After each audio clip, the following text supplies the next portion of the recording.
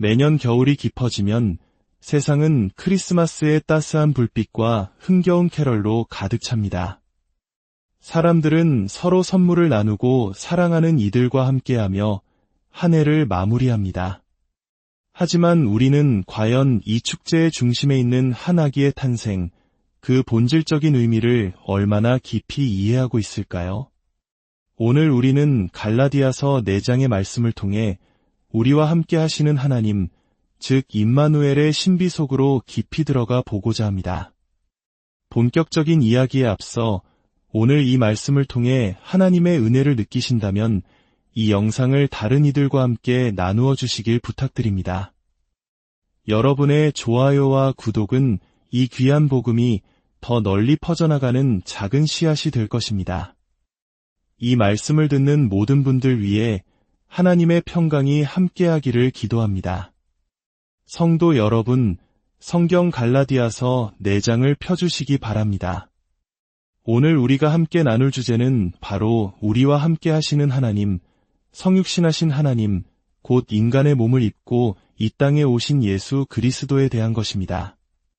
이것은 우리 신학의 가장 중요하고 핵심적인 부분 중 하나이지만 동시에 가장 소홀히 다루어지는 부분이기도 합니다. 여러 이유가 있겠지만 그중 하나는 사람들이 예수님이 누구신지 명확하게 정의하지 않는 한 그분을 사랑하기 때문입니다. 이 말에 동의하십니까? 크리스마스는 이 현상을 가장 극명하게 보여주는 증거입니다. 저는 크리스마스 분위기를 망치려는 스크루지 영감처럼 굴고 싶은 마음은 없습니다. 크리스마스를 사랑하고 1년 중 가장 좋아하는 시간으로 여기는 분들이 많다는 것을 압니다. 그 모든 것에 대해 주님께 찬양과 영광을 돌립니다. 할렐루야. 하지만 흥미로운 점이 있습니다. 몇 달 후 부활절이 되었을 때 강단에 선 목사님들이 예수님이 이 계절의 주인입니다. 라고 외치는 것을 상상해 보십시오. 목사님들은 부활절에 그런 말을 하지 않습니다. 왜일까요? 크리스마스와는 달리 부활절에는 그 누구도 다른 것을 계절의 주인으로 만들려 하지 않기 때문입니다. 또는 부활절 즈음에 한 목사님이 부활절의 중심에 그리스도를 지킵시다. 라고 말한다고 상상해 보십시오. 우스꽝스럽게 들릴 겁니다. 하지만 우리는 크리스마스의 중심에 그리스도를 지킵시다. 라는 말을 얼마나 자주 듣습니까? 모두가 크리스마스를 사랑하기 때문입니다. 믿기지 않으신다면 기네스 세계 기록에 실린 한 가지 사실을 들려드리겠습니다. 역사상 가장 비싸게 장식된 크리스마스 트리는 2010년 12월 16일 아랍에미리트 아부다비의 에미레이트 팰리스 호텔에 세워졌습니다. 그 가치는 무려 1100만 달러, 우리 돈으로 약 130억 원이 넘었습니다. 2010년 12월 16일부터 29일까지 전시되었죠. 그렇습니다. 우리는 크리스마스의 본질을 너무나 희석시켜버린 나머지 이슬람 국가가 역사상 가장 비싼 크리스마스 트리 기록을 보유하게 되었습니다. 기독교로 개종하는 것이 엄격히 금지된 나라의 쇼핑몰 한가운데에 말입니다. 이런 일이 가능할까요? 예수님이 누구신지 명확하게 정의하지만 않는다면 모두가 그분을 사랑하기 때문입니다. 예수님을 단지 선한 사람, 위대한 스승, 혹은 예언자 정도로만 여긴다면 아무런 문제가 없습니다. 몰몬교도도 무슬림도 그런 예수를 사랑합니다. 힌두교도와 불교도 역시 지혜로운 가르침을 전한 스승으로서의 예수는 기꺼이 받아들입니다. 하지만 당신이 그 선을 넘어 예수님이 예언자나 스승 이상이며 그분이 바로 성육신하신 하나님, 우리와 함께 하시는 하나님이라고 주장하는 순간 당신과 함께 기뻐하던 사람들은 흩어지기 시작할 것입니다. 오늘 우리는 갈라디아서 4장의 말씀을 중심으로 이 진리를 깊이 파고들 것입니다. 1절부터 읽겠지만 핵심은 4절부터 시작됩니다. 내가 또 말하노니 유업을 이을 자가 모든 것의 주인이나 어렸을 동안에는 종과 다름이 없어서 그 아버지가 정한 때까지 후견인과 청지기 아래에 있나니 이와 같이 우리도 어렸을 때에 이 세상의 초등학문 아래에 있어서 종 노릇하였더니. 그리고 여기 우리의 핵심 구절이 나옵니다. 때가 참에 하나님이 그 아들을 보내사 여자에게서 나게 하시고 율법 아래에 나게 하신 것은 율법 아래에 있는 자들을 속량하시고 우리로 아들의 명분을 얻게 하려 하심이라. 너희가 아들임으로 하나님이 그 아들의 영을 우리 마음 가운데 보내사 아빠 아버지라 부르게 하셨느니라. 그러므로 내가 이후로는 종이 아니요 아들이니 아들이면 하나님으로 말미암아 유업을 받을 자니라. 자, 이제 우리는 아부다비에 서 있다고 상상해 봅시다. 130억 원짜리 크리스마스 트리 앞에 서 있습니다. 181개의 보석, 롤렉스 시계, 다이아몬드 반지로 장식된 그 나무 앞에서 우리의 무슬림 이웃들은 우리를 보며 메리 크리스마스라고 인사할지도 모릅니다. 그때 우리는 그들에게 무엇을 말해주어야 할까요? 갈라디아서 4장 4절의 말씀이 그 답을 줍니다. 어쩌면 이 진실은 그 화려한 트리를 불태워버릴 만큼 강력할지도 모릅니다. 첫째, 때가 참에. 예수님의 탄생은 하나님의 섭리였습니다. 이 말씀은 예수님의 탄생이 정확히 올바른 순간 모든 것이 준비된 바로 그때에 이루어졌음을 의미합니다. 하나님은 결코 이르거나 늦으시는 법이 없습니다. 모든 것이 하나님의 의도대로 정확히 맞아떨어졌을 때 하나님께서 계획하신 바로 그 순간에 이 일이 일어났습니다. 이것은 세상이 걷잡을 수 없이 악해져서 하나님이 급하게 무언가를 하셔야만 했던 반응적인 사건이 아니었습니다. 이것은 때가 찼을 때 일어난 하나님의 완벽한 계획의 일부였습니다. 예수님의 탄생은 하나님의 주권적인 계획, 즉 섭리였습니다. 둘째, 하나님이 그 아들을 보내사.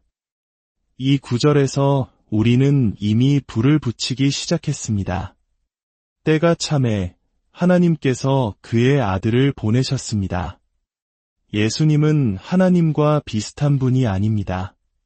하나님과 가까운 분도 거의 하나님인 분도 아닙니다.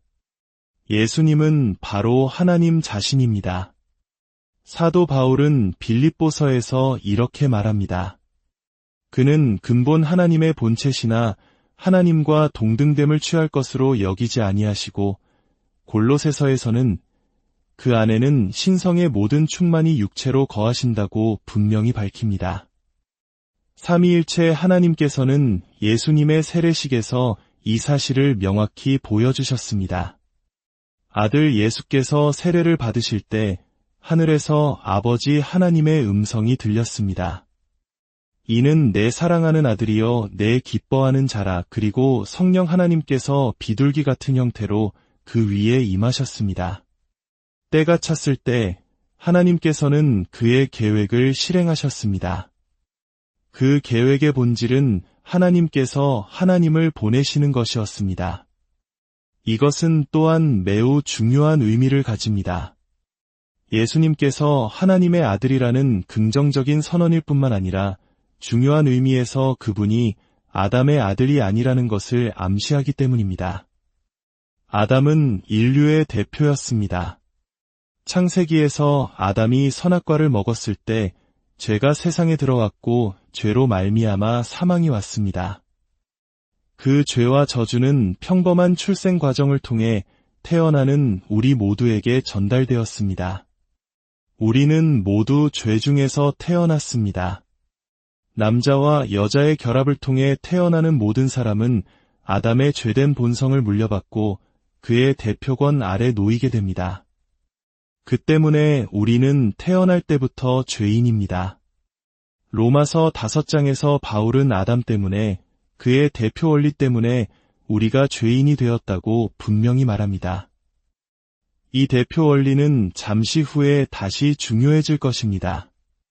나중에 예수님께서 어떻게 수천 년 전에 죽으심으로 우리 모두가 그 혜택을 받을 수 있는지 이해하려면 지금 이 아담의 대표 원리를 이해해야 합니다. 국가의 대표가 전쟁을 선포하면 그 나라 국민 모두가 전쟁 상태에 들어가는 것처럼 우리의 대표였던 아담이 타락했을 때 우리 모두는 그 안에서 죄인이 되었습니다. 그러므로 때가 참에 하나님이 그 아들을 보내셨다는 말씀은 예수님께서 아담의 죄를 물려받지 않은 유일무이한 아들이심을 선포하는 것입니다.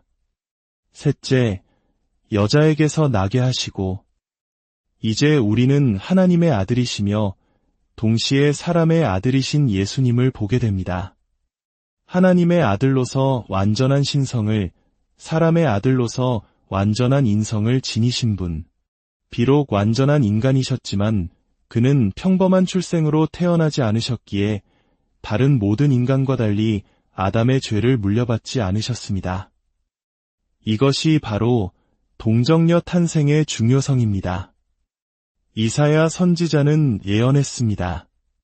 보라, 처녀가 잉태하여 아들을 낳을 것이요 그의 이름은 임마누엘이라 하리라. 이는 곧 하나님이 우리와 함께 계시다는 뜻입니다. 어떤 이들은 동정녀 탄생이나 부활 같은 기적적인 요소들을 빼도 기독교의 본질은 변하지 않는다고 주장합니다. 하지만 그들은 완전히 틀렸습니다. 만약 예수님께서 우리와 똑같은 방식으로 태어나셨다면 그분 역시 아담의 죄를 물려받은 죄인일 수밖에 없습니다. 그러면 그분은 우리를 구원하실 수 없습니다. 우리는 흔히 아기의 탄생을 기적이라고 말하지만 엄밀히 말해 그것은 기적이 아닙니다. 생명의 탄생은 경이롭고 축복된 일이지만 그것은 세상에서 가장 자연스러운 과정입니다. 기적은 초자연적인 것입니다. 하지만 예수님의 탄생, 이 아기의 탄생은 진정한 기적이었습니다. 넷째, 율법 아래에 나게 하신 것은 율법 아래에 있는 자들을 속량하시기 위함이라. 이 모든 일의 목적이 여기에 있습니다. 왜 때가 찼을 때 하나님께서 그의 아들을 여자에게서 태어나게 하시고 율법 아래 나게 하셨을까요? 바로 율법 아래 있는 우리를 구속하시기 위함입니다. 우리는 이중적인 문제를 안고 있습니다. 첫째, 우리는 태어날 때부터 죄를 가지고 태어났습니다. 둘째, 우리는 지켜야 할 하나님의 율법이 있지만 타고난 죄성 때문에 그 율법을 지킬 능력도 의지도 없습니다. 그러므로 우리의 구원자는 반드시 두 가지 조건을 충족해야 했습니다. 첫째, 죄된 본성 없이 태어나야 합니다. 둘째, 율법 아래 태어나 율법 전체를 완벽하게 지켜내야 합니다. 그래서 완전한 의를 이루어야 합니다. 이 일을 하실 수 있는 분은 오직 하나님의 아들 예수 그리스도뿐입니다. 그분만이 죄 없이 태어나 율법을 온전히 지키실 수 있었습니다. 이것이 왜 중요할까요? 그분은 구속이라는 동전의 양면을 모두 성취하셔야 했기 때문입니다. 흔히 능동적 순종과 수동적 순종이라고 불리는 것입니다. 그의 능동적 순종은 율법 전체를 지키심으로써 완전한 의를 이루신 것입니다. 이 의가 우리에게 전가되어야만 우리는 하나님 앞에 설 수 있습니다. 우리 스스로는 결코 이룰 수 없는 의입니다. 그리고 그의 수동적 순종은 인간으로서 우리의 죄 때문에 우리가 마땅히 받아야 할 형벌, 즉 하나님의 진노를 십자가 위에서 대신 받으신 것입니다. 그리하여 이중 전가가 가능해졌습니다. 우리의 죄는 그리스도께로 전가되고 그리스도의 의는 우리에게로 전가되었습니다.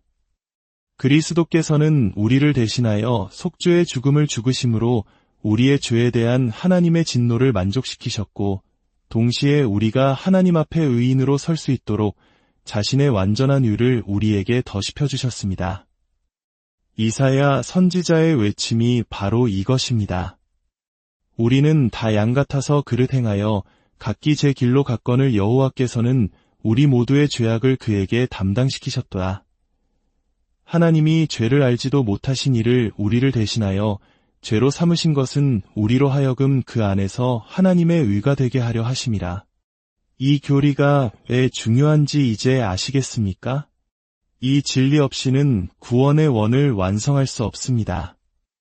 예수님이 단지 선한 사람이라면 그가 아무리 선하다 한들 아담의 죄를 물려받은 죄인일 뿐이며 자신의 죄 문제도 해결할 수 없습니다. 선한 스승의 가르침이 어떻게 우리의 죄된 본성을 바꿀 수 있겠습니까? 선한 예언자가 어떻게 우리를 죽음과 지옥의 운명에서 건져낼 수 있겠습니까? 오직 때가 찼을 때 하나님의 완벽한 섭리 가운데 그분의 아들이 오셨기에 가능했습니다. 아담의 죄책에서 벗어나 율법에 순종할 능력을 가지신 분, 여자에게서 나심으로 죄인된 우리 인류를 대표하실 수 있는 분, 율법 아래 나심으로 완전한 의를 이루어 우리에게 주실 수 있는 분, 바로 그분만이 우리를 구속하실 수 있습니다. 그런데 여기서 끝이 아닙니다. 더 놀라운 소식이 있습니다. 다섯째, 우리로 아들의 명분을 얻게 하려 하심이라. 우리가 단지 지옥을 피하는 것만으로도 충분히 감사한 일일 것입니다. 하지만 하나님은 거기서 멈추지 않으셨습니다. 우리를 하나님의 자녀로 입양하시기 위해 이 모든 일을 행하셨습니다. 영원하신 하나님의 아들 그리스도께서 인간의 몸을 입으신 것은 우리를 구속하고 하나님과 화목하게 하실 뿐만 아니라 우리 또한 하나님의 아들로 입양되게 하기 위함이었습니다. 사람들은 흔히 크리스마스를 보며 우리 모두가 하나님의 자녀라고 생각하길 좋아합니다. 하지만 성경은 분명히 말합니다. 그리스도께서 우리를 속량하신 것은 우리가 아들의 명분, 즉 양자의 신분을 얻게 하기 위함이라고. 이것은 입양되기 전에는 우리가 아들이 아니었음을 의미합니다. 우리는 아들이 아니었을 뿐만 아니라 하나님의 진노를 받아 마땅한 원수였습니다. 이 진실이 추하게 들릴지 모르지만 이 추함을 이해할 때 비로소 그리스도 안에서 우리가 받은 입양의 은혜가 얼마나 아름다운지 깨닫게 됩니다. 예수님은 우리와 함께 하시는 하나님이셔서 우리가 하나님과 함께 있게 되었습니다. 6절은 말합니다. 너희가 아들임으로 하나님이 그 아들의 영을 우리 마음 가운데 보내사 아빠 아버지라 부르게 하셨느니라. 보십시오. 여기서도 삼위일체 하나님께서 함께 일하십니다. 성부 하나님께서 성자 하나님을 보내셨고 성자께서 이루신 구속의 결과로 성령 하나님께서 우리 마음에 오셔서 우리가 하나님을 아빠, 아버지라 부를 수 있게 하셨습니다. 그러므로 우리는 더 이상 종이 아니여 아들입니다. 아들이면 하나님으로 말미암아 유업을 이을 자입니다. 사랑하는 성도 여러분, 이 교리는 타협할 수 없는 기독교의 핵심입니다. 성육신, 즉 크리스마스 없이는 부활절도 없습니다. 하나님께서 그의 아들을 여자에게서 율법 아래 나게 하시어 우리를 구속하지 않으셨다면 그리스도는 십자가에서 자신의 죄값을 치르셨을 것이고 우리에게 줄 구원은 없었을 것입니다. 하지만 그분이 하나님이시며 동시에 인간이셨기에 그분이 우리와 함께 하시는 하나님이셨기에 그는 아담의 죄가 없으셨고 우리 죄인들을 대표하실 수 있었으며 우리를 위해 율법을 완전히 지키시고 우리의 죄값을 대신 치르실 수 있었습니다. 이것이 우리가 하나님과 함께 하심을 통해 얻는 것입니다. 그분은 단지 선한 사람, 선한 스승, 선한 예언자가 아니었습니다. 그 모든 것이 맞지만 거기에 더하여 그분은 우리와 함께 하시는 하나님이셨기에 그 안에 구원이 있습니다. 기도하겠습니다. 은혜로우신 하나님, 하늘에 계신 우리 아버지, 주님 앞에 무릎 꿇습니다. 주님의 아들, 우리 주 예수 그리스도를 보내주심에 감사드립니다. 우리가 그분을 당연하게 여기고 너무나 작게 생각했던 죄를 고백합니다. 주님의 은혜로 우리와 함께 하시는 하나님으로서의 그리스도가 누구신지 더 온전하고 의미 있게 깨닫게 하옵소서. 우리의 주님, 구원자, 구속주이신 그분과의 교제가, 그리고 성부, 성자, 성령 삼위일체 하나님과의 교제가 더욱 깊어지게 하옵소서.